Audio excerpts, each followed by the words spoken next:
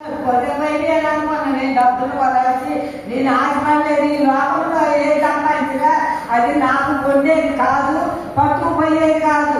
ఎవరిపైనా పాములున్నా పేడున్నా కూడా మనము లేని వాళ్ళకు పట్టి పెట్టడం కావాలి దానికి. అయితే నేను వచ్చిన డబ్బులు నేనైతే మాత్రం 5 పైసలు ఖర్చు పెట్టుకోలేదు.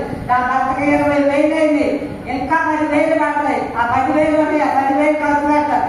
4,000 మాత్రం బ్యాంకులో ఫిక్స్ చేసిన.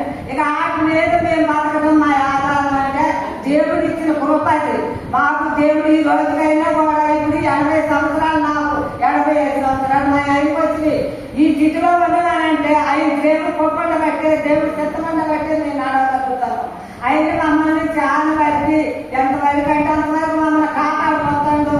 మేము ఒక రోగం వచ్చి ఒక రోజు వచ్చి బాధపడి ఆయనతో నేడుతో చెప్పుకోవటం అన్నది లేదు.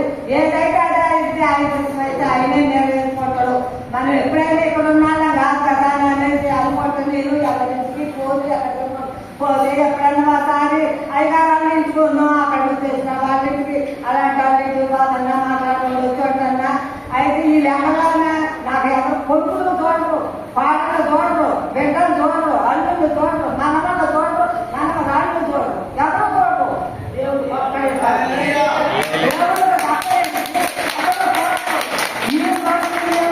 ఈ స్థితిలో ఉన్నమానంటే మాట్లాడన్నా అయ్యో నాన్న ఎట్టుంది ఏంటి అన్న మాట అడగలేదు. కొడుకు కానీ పాట కానీ అడగలేదు. దేనికి అడగలేదు?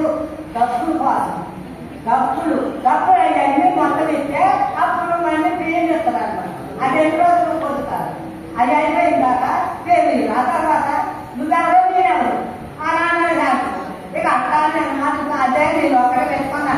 దేవుడి కన్నా నిలిచింది దేనికి లేదు. ఈ లోపల కొడుకు లేదు, బిడ్డ లేదు, అల్లుళ్ళు లేదు, మనలు లేదు, మామూలు మన జీవితకాలం అంతా కూడా మనం తిని ఉండి మన జీవితం వెళ్ళిపోయినప్పుడు అంటే అందుకని ఎవరైనా జరిగి ఒక ఆలోచించుకోండి.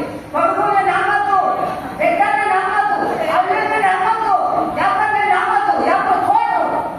ఇది ఒక్కడే జ్ఞాపకం.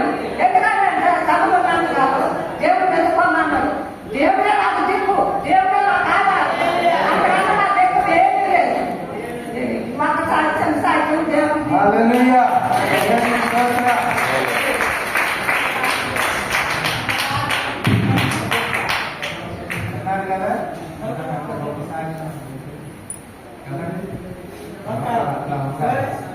కాబట్టి మనం ఎలా ఉండాలి, దేవుడికి ఇష్టం ఉండాలి. వాళ్ళు ఎవరి మీద దేవుడు అంటే ఎంత విశ్వాసం ఉంది చూడండి. మనకి శక్తి సామర్థ్యం దాదాపు కానీ మనకి నమ్మకం లేదు కదండి. కాబట్టి దేవుడే నమ్మకమైన వాడు, దేవుడే మనల్ని రక్షించేది, కాపాడేది, పరలోకానికి కూడా తీసుకెళ్ళేది దేవుడే. హల్లెలూయా, దేవునికి స్తోత్రం, హల్లెలూయా. కాబట్టి మరి